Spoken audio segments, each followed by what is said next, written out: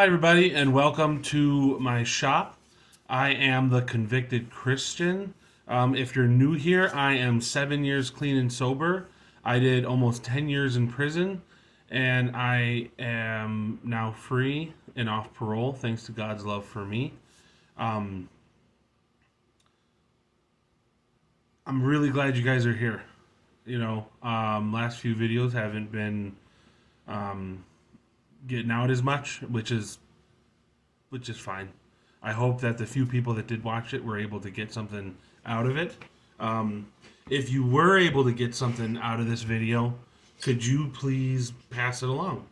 There's plenty of people out there that are hurting. They need to hear other people's experiences so that they know that what they're going through isn't anything that they can't handle. And I know that my stories and my experiences can help somebody. And if it helped you, please pass it along. Please, pay it forward, and hopefully that'll help someone that you know that could also use the same type of help. Um, and if you enjoyed what you hear for the rest of this video, please subscribe or follow, depending on if you're on YouTube or Rumble.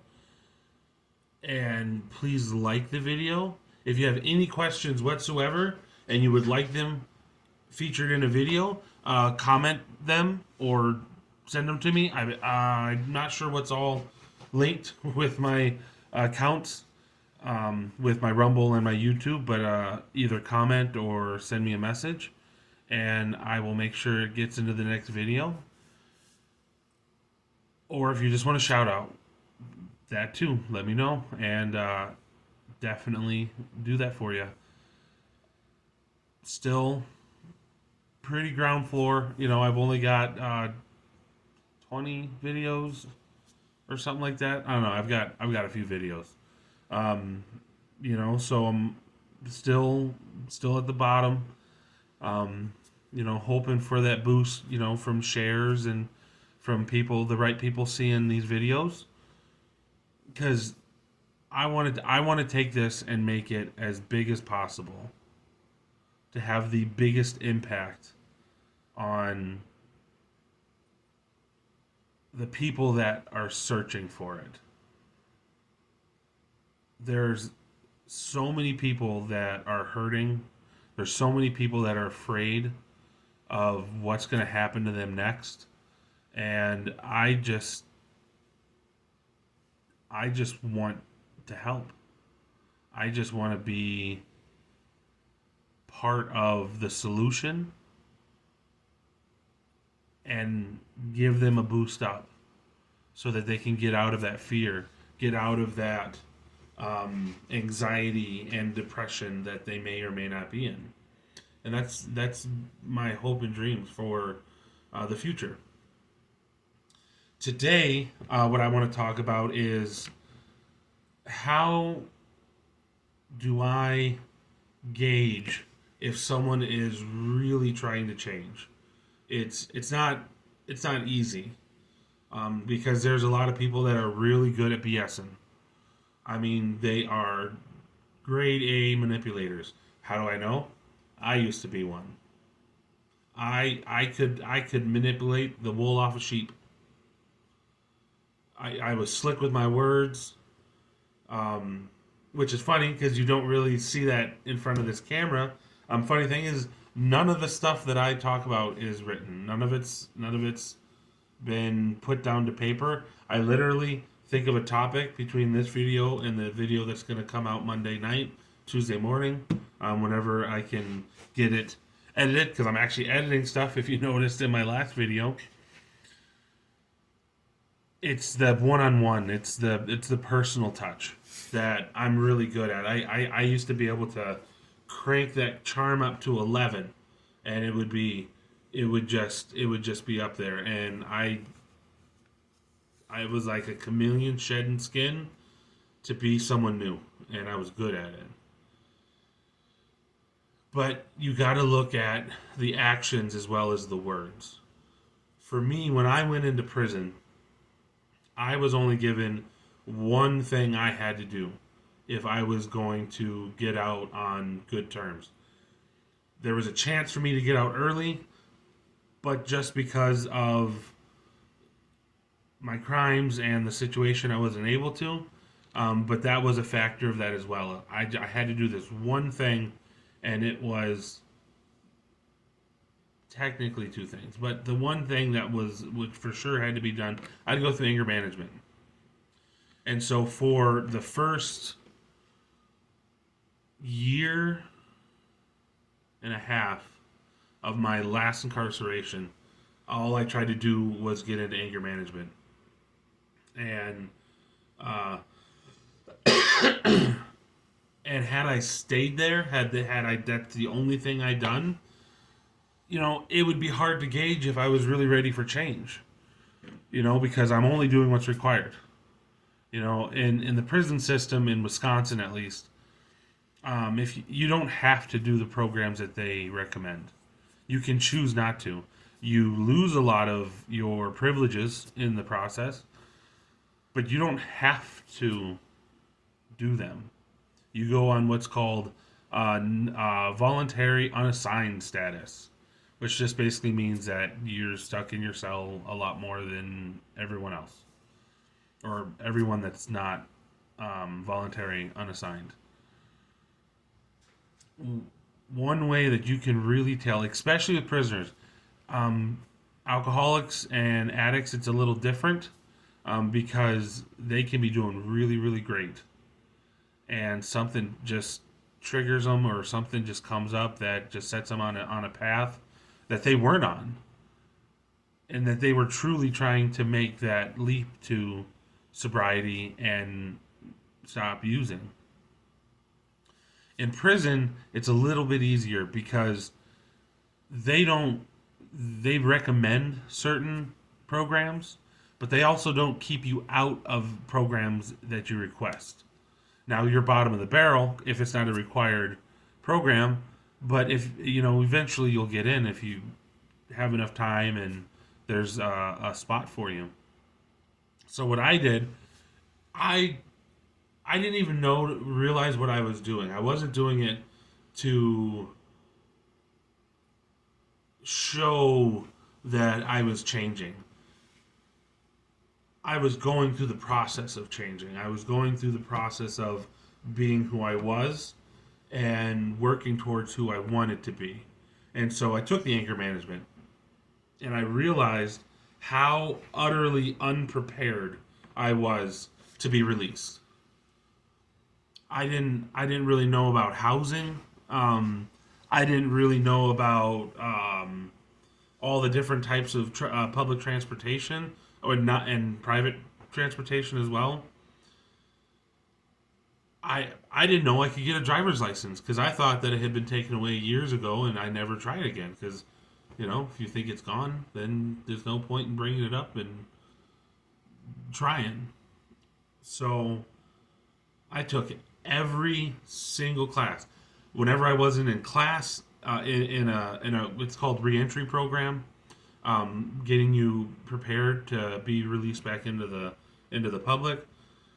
If I wasn't in that, I was in a vocation. If I wasn't in a vocation, I was at a job, and I would learn something.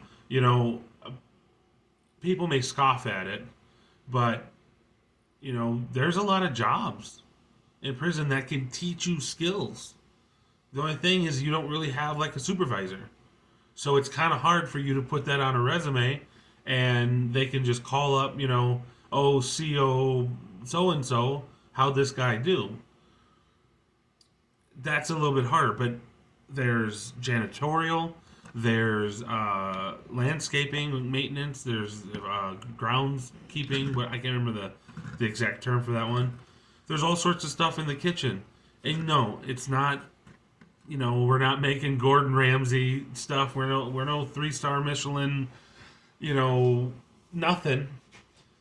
But there's a lot of banquet halls that need prep cooks that need to be able to cut up, 50 pounds of potatoes Peel 30 pounds of onions, prep, pounds and pounds of pasta. Do you know where we learned that? In the kitchen. And there was promotions. You learn different things at different positions, and you didn't just stay in one spot. And it really is a good source of experience. And so that's what I did. I constantly was trying to grow and learn and change so that I didn't go back to prison. And I didn't know how monumental the change was going to end up being. I didn't realize how deep that change would go until I was on the other side of it. And that's partly why I make these videos is you don't know how far you're going to go, how far you're going to change until you start the process. And if you're someone that doesn't have the same issues, if you're someone that doesn't, worry about waking up to a cop's gun in your face, if you're not worried about, waking up in a cell and having no idea how you got there because you're drinking the night before, the way you can spot that someone's trying to change. Now they may have been unsuccessful to this point, but if they're putting in the effort and putting in the work, I know plenty of people that would go to AA once a week, once every 2 weeks, sit, not talk, didn't have a sponsor, and the majority of them, not all of them, the majority of them would end up going back to drinking or using, depending on what their drug of choice was. And the people that seemed to make the most change, they would immerse themselves in AA. Because there was your main AA group, and then there would be like Red Book readings, and then there'd be the Big Book meetings, and then there'd be gatherings going bowling, or we'd have lunch in the park sometimes, and everyone would bring a little bit of a dish, and they immerse themselves. They would find a sponsor that they wanted to emulate. For me, that's what helped me, is I found a sponsor that I wanted his life. I wanted to be just like him. Well, the way that you become just like someone else is have them mentor you. And that's what a sponsor does. They mentor you through your sobriety, through your not using. And so if you're really wondering, hey, is someone changing? Or are they just BSing me? It takes a lot of work to immerse yourself in the things that are going to change you and still BS your way all the way through it. It's real easy to BS one person that you may or may not ever see again and put up that front.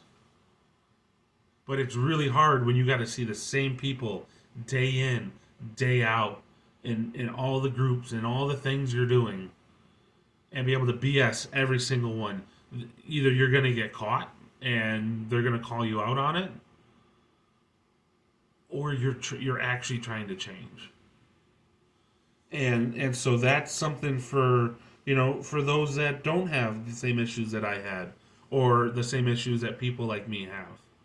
And if you're an employer, if you're someone that doesn't has never been around that, and all you see on paper is, oh, they're in recovery, or oh, they have a criminal background.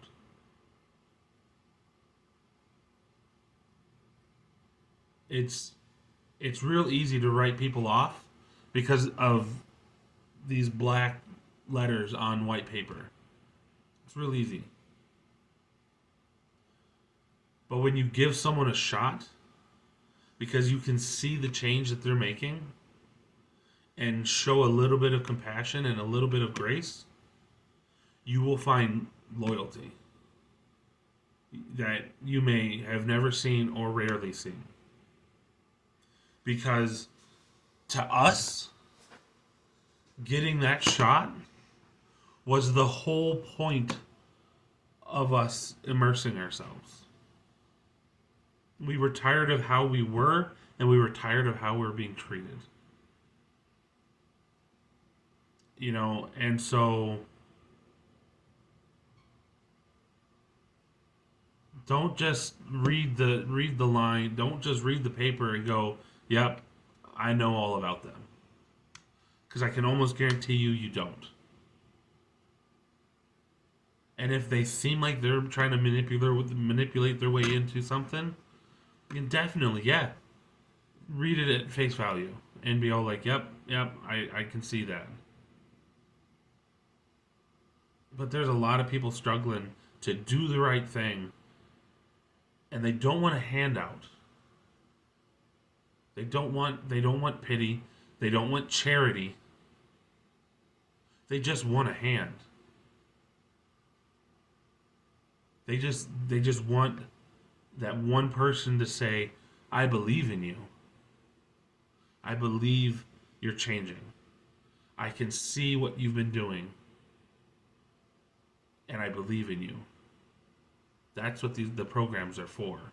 That's what we do that for, is so that that one person that isn't going to give us the world, but gives us a little time a day and a shot. Yeah, that's what we're doing it for. That's what these programs are for us, are helping us with. You know, the job I have now, the original owner, he gave me a shot. You know, I told him the truth. You know, before he ever did a background, I told him I got a criminal background, and you know, but I really need work, and I have the experience that you're looking for. You know, I'm sure he had other candidates. I'm sure he had a ton of other people that he could have hired before me, but he gave me a shot, and I will eternally be grateful to that man. I hope that he knows that, and I still talk to him even though he retired, because him giving me a shot helps me support my family. It helps keep me out of prison. Helps keep me sober and clean and loving my life. So if you're looking for that change in people, if you're looking to make sure that they're telling you the truth about what they're doing, don't look at the paper. Look at their lives. See what they're doing. Because if they're truly immersed in all this, they can give you the receipts. They can give you phone numbers. They can give you people to talk to that can confirm that they do these things.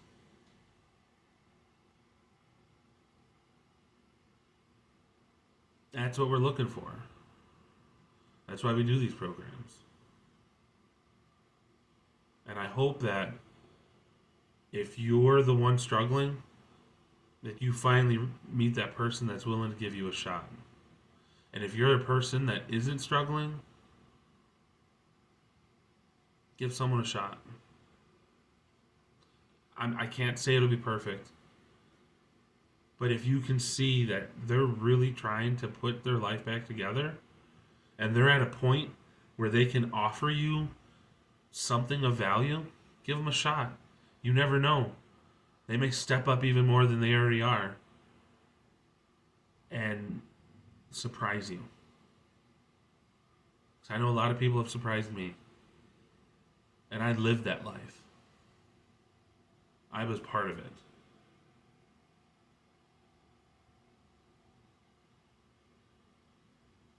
Well, I think it's a good place to end on this video.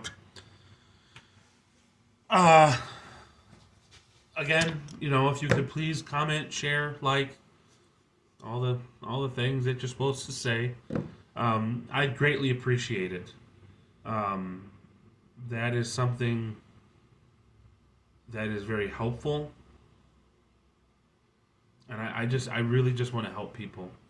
I really want to be part of the solution of getting so many people back on the right track.